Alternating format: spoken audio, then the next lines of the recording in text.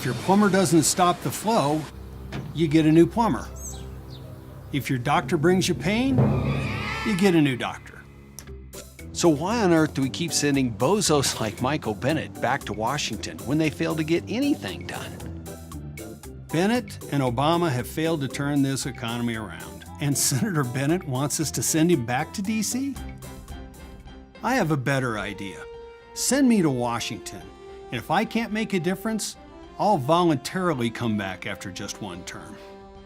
Cut the deficit, slash illegal immigration in half, fix our horrific tax system, or I'll come home and help find somebody that can.